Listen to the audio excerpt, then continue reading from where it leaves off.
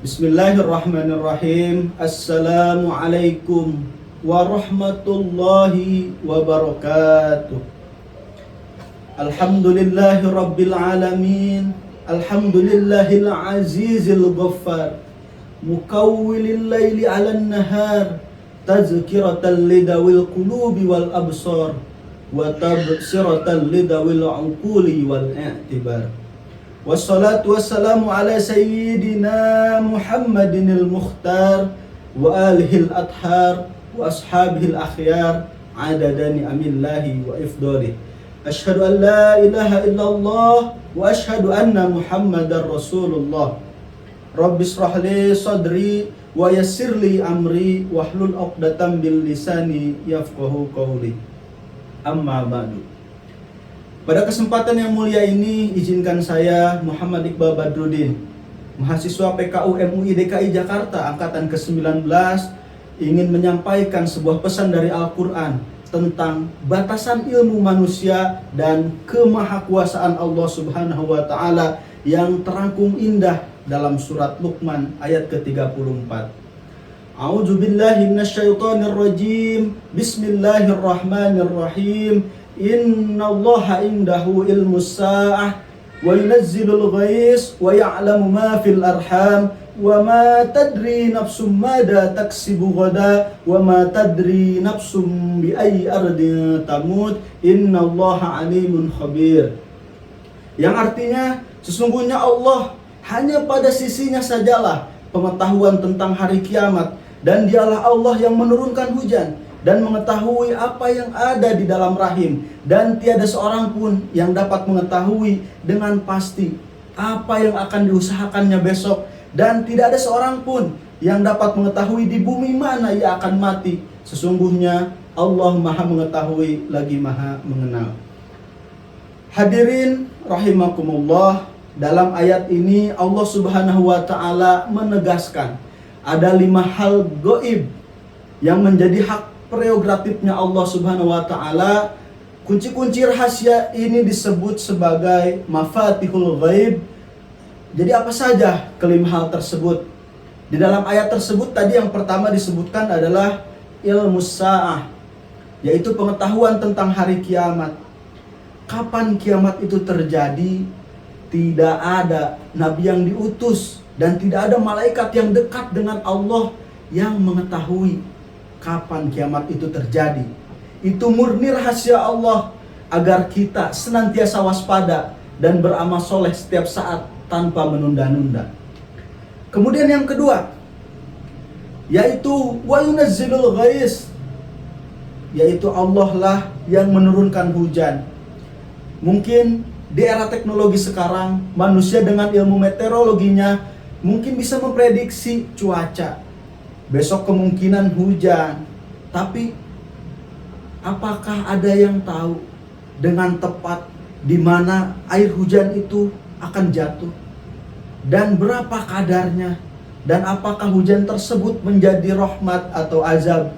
Hanya Allah yang Maha tahu. Hujan itu adalah simbol rezeki. Allah yang mengatur kapan rezeki itu turun kepada hambanya. Yang ketiga, yang termasuk mafatihul ghaib ini adalah wa ya'lamu ma fil arham, yaitu Allah mengetahui apa saja yang ada di dalam rahim. Di era teknologi juga sekarang ini, USG hari ini mungkin bisa melihat jenis kelamin seorang bayi yang ada di dalam kandungan, apakah itu laki-laki ataupun perempuan. Tapi teknologi itu tidak bisa melihat apakah bayi tersebut akan bahagia atau malah sebaliknya. Apakah bayi tersebut nanti akan menjadi ahli surga atau ahli neraka? Watak dan nasib dari bayi tersebut hanya Allah yang mengetahui bagaimana nanti kehidupan dari dunia sampai nanti di akhiratnya. Kemudian yang keempat, dalam ayat Quran tadi disebutkan wa ma tadri nafsum madza taksibu ghada. Jadi tak ada yang tahu apa yang akan dikerjakan besok. Mungkin kita semua bisa menyusun rencana. Besok kita akan bekerja. Besok kita akan kuliah. Besok kita ada rapat. Ataupun yang lainnya. Itu baru rencana.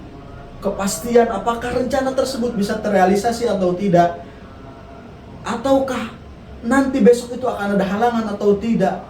Tidak ada satupun dari kita yang tahu. Nah, ini mengajarkan kita itu untuk tidak sombong, tidak mengiyakan sebelum rencana itu dipertimbangkan oleh kita. Dalam adabnya itu kita mengucapkan dengan lafaz insya Allah, bila Allah menghendaki. Karena Allah yang tahu besok kita akan seperti apa dan kita besok akan melaksanakan apa. Kemudian yang terakhir, yang kelima dalam Mafatihul Ghaib ini, yaitu ayat yang berbunyi wa ma tadri nafsum bi ayyi ardin tamut. Tak ada yang tahu di bumi mana ia akan mati. Kita mungkin tahu di mana kita lahir, tapi kita tidak pernah tahu di tanah mana jasad kita akan dikuburkan. Apakah di rumah sendiri, apakah di perjalanan, ataukah kita akan meninggal di tengah perjalanan kita di tengah laut, atau di negeri orang lain. Ini adalah misteri terbesar yang memaksa kita untuk siap menghadapi kematian dimanapun kita berada.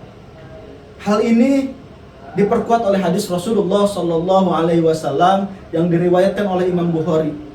Kunci-kunci yang gaib itu ada 5. Yang pertama tadi ilmu sa'ah, yang kedua wa yunazzilul ghais, yang ketiga wa ya'lamu ma fil arham, yang keempat wa ma tadri nafsum madza taksibu ghada, dan yang kelima wa ma tadri nafsum bi ayyi ardin tamut.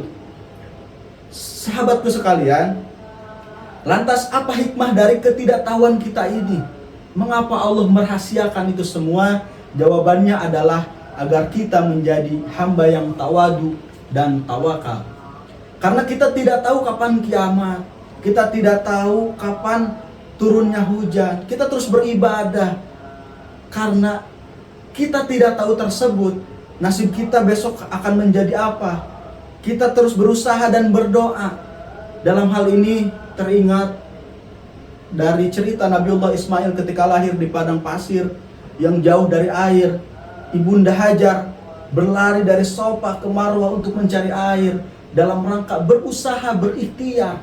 Akan tetapi siapa sangka air tersebut keluar dari bawah kakinya Nabiullah Ismail. Itu artinya apa? Bahwa kita itu harus terus berusaha berikhtiar. Akan tetapi Allah yang maha mengetahui dari mana ikhtiar kita dan doa kita akan membuahkan hasil. Nah, maka dari itu, karena ketidaktahuan kita di mana kita akan mati, kita bisa menjaga diri dari maksiat dimanapun kaki berpijak. Nah, sebagai penutup, mari kita tanamkan dalam hati kita bahwa kita adalah makhluk yang lemah, hamba Allah yang lemah, yang butuh petunjuk dari Allah Subhanahu wa Ta'ala. Semoga Allah Subhanahu wa Ta'ala senantiasa membimbing langkah kita, memberikan husnul khotimah di akhir hayat kita. Amin ya Allah ya Rabbal Alamin. Mungkin cukup sekian dari saya, kurang dan lebihnya mohon maaf. Wallahul muwafiq ila aqwamit thoriq. Wassalamualaikum warahmatullahi wabarakatuh.